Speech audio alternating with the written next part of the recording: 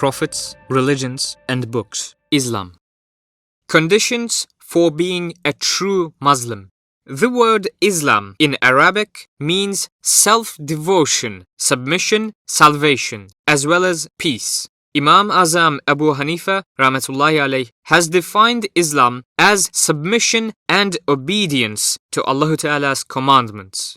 If the facts stated above are read carefully, it will automatically become clear how a Muslim should be. We shall repeat them once again below.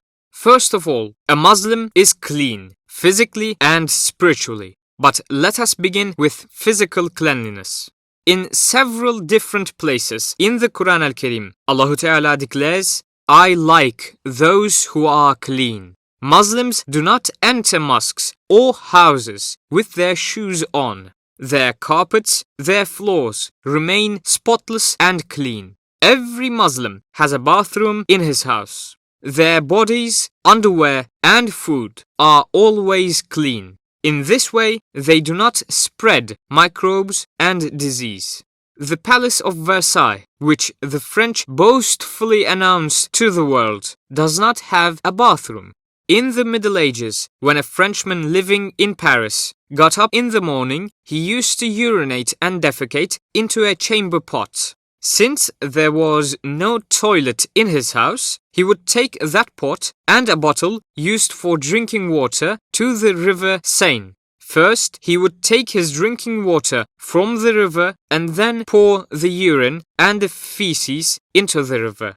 These lines have been literally translated from a French book entitled Drinking Water, L'eau potable. A German priest who had come to Istanbul during the time of Sultan Suleiman, the lawgiver, said the following in a book which he wrote sometime around 967 or 1560. "I admire the cleanliness here. Everyone here washes themselves 5 times a day. All the shops are clean. There is no dirt on the streets. There are no stains on the clothes of the sellers. Also, there are buildings which contain hot water called hammams, wherein people take a bath. In contrast, our people are dirty. They don't know how to wash themselves." It was centuries later before Europeans learned how to wash themselves. As for today, foreigners who travel in the so-called Muslim countries write in the books they publish, "When you go to an Eastern country, first the smell of putrid fish and rubbish assaults your nostrils. There is dirt everywhere. The streets are awash with spittle and mucus. Here and there, one can see heaps of rubbish and carcasses of beasts. You feel disgust as you travel through Eastern countries and realize that the Muslims are not as clean as they claim to be. We are afraid it is true. Indeed, in countries bearing the name of Islam today, not only have they forgotten the knowledge of faith, but they also do not pay due attention to cleanliness. But the fault lies with people who have forgotten that the essence of Islam is cleanliness.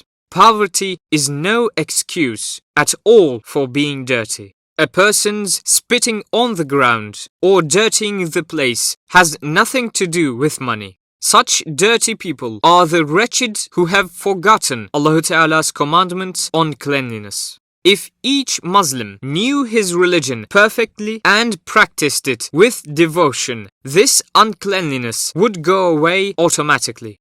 Then foreigners who visit Muslim countries would admire their cleanliness, just as they admired medieval Muslims.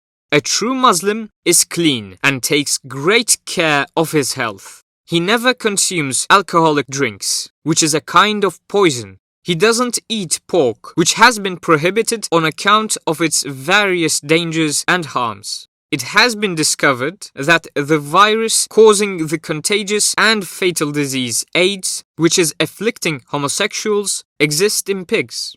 Our Prophet ﷺ praised the science of medicine in various ways. An example is his statement, "There are 2 kinds of knowledge, knowledge of the body and knowledge of religion. That is, by saying that these two are the most important sciences, the religious knowledge which protects the soul and the knowledge of health which protects the body. He wanted us to strive to keep our body and soul vigorous. For all kinds of good deeds can be done only with a healthy body. Today, all universities teach that the practice of medicine consists of two parts. The first is hygiene, keeping the body healthy, and the second is therapeutics, treatment of diseases. The first of the two has precedence. It is the primary task of medicine to protect people against diseases and to keep them healthy. Even if a sick person is cured, he may still remain invalid and defective. And now to the point. Hygiene, medicine's first task, is vouchsafed by Islam. In the second part of the book, Mawahibul Ladunniya, it has been proven that the Quran al-Karim promotes both aspects of medicine as expressed in some verses. Our Prophet Muhammad ﷺ had established close relations with the Byzantine Emperor Heraclius. They used to correspond with and send envoys to each other. On one occasion, Heraclius sent him many presents. One of the presents was a medical doctor. When the doctor arrived, he came to our Prophet and said, "Sir, His Majesty has sent me to you as a servant. I shall treat those that are ill free of charge." Hazrat Muhammad ﷺ accepted his services. As ordered, the doctor was given a house. Every day, they brought delicious food and drink for him. Days and months passed. No Muslims came to see him. Consequently, the doctor, feeling ashamed, requested permission to leave, saying, "Sir, I came here to serve you. Up to now, no sick person has come to me. I have been sitting idly, eating and drinking comfortably.